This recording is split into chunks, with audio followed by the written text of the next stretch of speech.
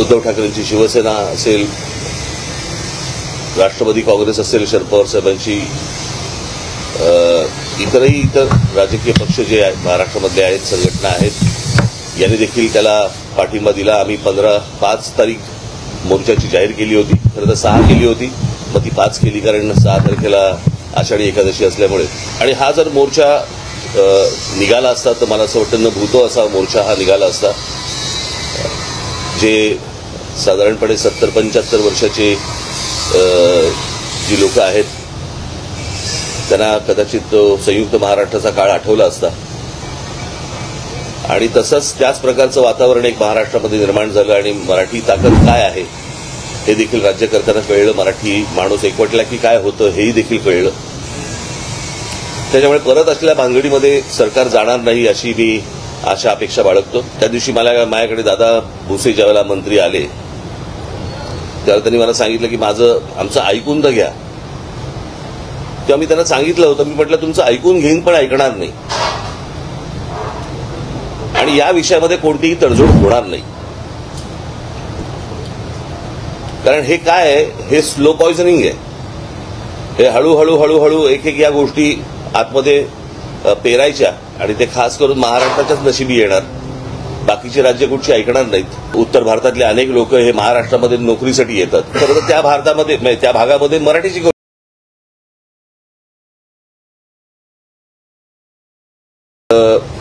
महाराष्ट्र सरकारने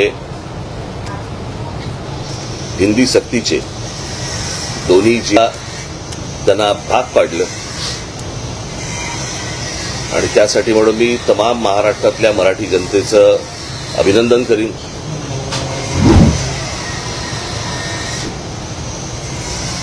सर्व बाजूनी तो जो रेटा आला आणि त्याच्यातनं हा सरकारला खरं तर काही गरज नसताना हा खरं तर विषय आला होता, परंतु तो विषय रद्द झाला, ज्याबद्दल मी महाराष्ट्रातल्या अनेक मराठी जनांचे तर आभार मानीनच, पण त्याचबरोबर मी अनेक साहित्यिक, त्याचबरोबर काही मोजके कलावंत, त्याचबरोबर मराठी वर्तमानपत्राचे आणि मराठी टेलिव्हिजन चॅनलच्या सर्व पत्रकार आणि संपादकांचे मी आभार मानतो। हा विषय जेव्हा निघाला त्यावेळेला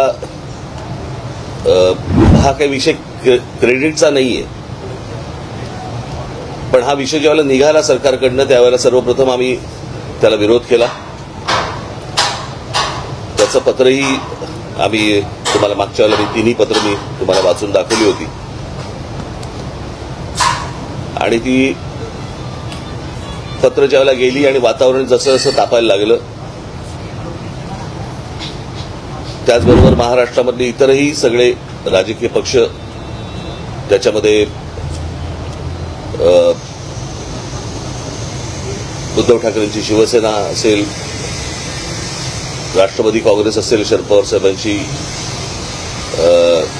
इतर राजकीय पक्ष जे महाराष्ट्रामधले आहेत, संघटना आहेत, यांनी देखील त्याला पाठिंबा दिला। आम्ही 5 तारीख मोर्चाची जाहीर केली होती, खरं तर 6 केली होती, मग ती 5 केली कारण 6 तारखेला आषाढी एकादशी असल्यामुळे। आणि हा जर मोर्चा निघाला असता तर मला असं वाटतं न भूतो असा मोर्चा हा निघाला असता। जे साधारणपणे 70-75 वर्षाचे जी लोक आहेत त्यांना कदाचित संयुक्त महाराष्ट्राचा काळ आठवला असता आणि तसंच त्याच प्रकारचं वातावरण एक महाराष्ट्रामध्ये निर्माण झालं आणि मराठी ताकद काय आहे हे देखील राज्यकर्त्यांना कळलं। मराठी माणूस एकवटला की काय होतं हेही देखील कळलं। त्याच्यामुळे परत असलेल्या भानगडीमध्ये सरकार जाणार नाही अशी मी आशा अपेक्षा बाळगतो।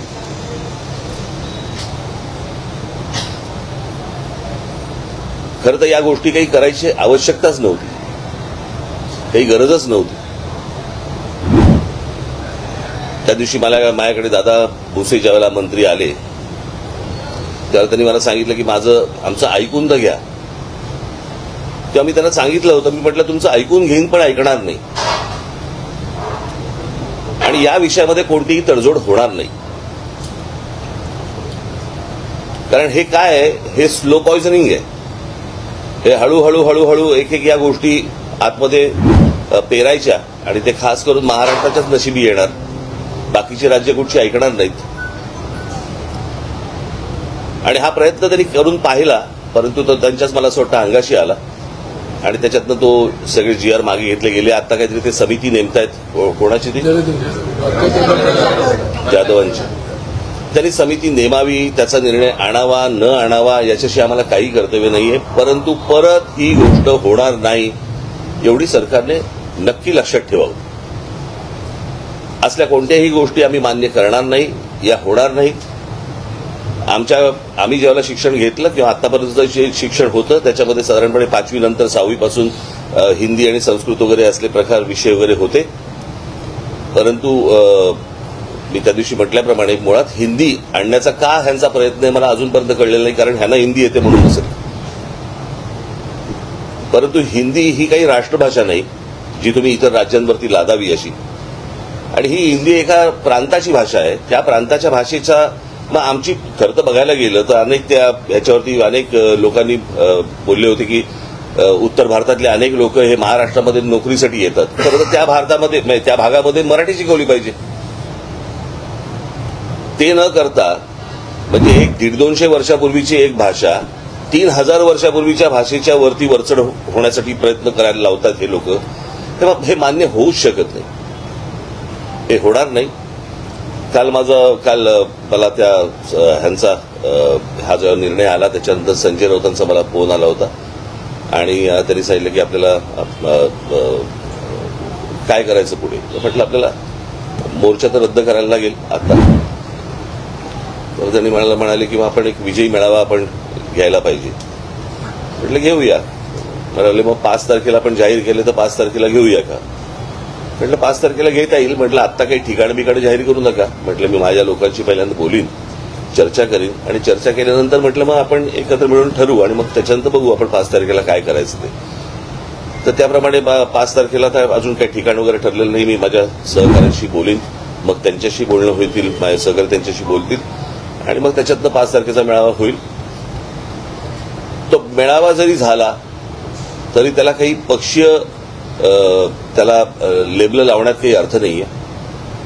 कारण हा खरा तर विजय हा मराठी माणसाचा विजय आहे आणि त्या दृष्टिकोनातूनच या मेळाव्याकडे पाहिलं पाहिजे आणि तुम्ही देखील बघितलं पाहिजे. अर्थातच मला आनंद आहे या गोष्टीचा की ज्या प्रकारे वर्तमानपत्र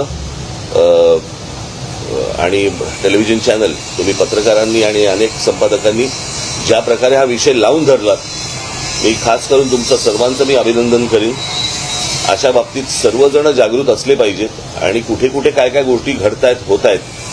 मला असं वाटतं हे महाराष्ट्राला तुमच्या चॅनलच्या वतीने वर्तमानपत्राच्या वतीने कुठे कुठे हे काय गोष्टी मुरतायत हे तुम्ही सांगितलं पाहिजे. ज्या वेळेला हा 5चा कुठे करणार आहोत त्याचा निर्णय होईल त्यावेळेला तुम्हाला सांगण्यात येईल. काल तुम्ही या सगळ्या विषयासंदर्भात जी भूमिका घेतली मनसे कार्यकर्त्यांनी जे आंदोलन बोलले त्यानंतर सरकारला नक्की भूमिका कुठेतरी हा हिंदी सक्तीचा जो GR आहे तो रद्द करावा लागला. हे मागे बंद करायला सांगत काय कामं चालू आहेत.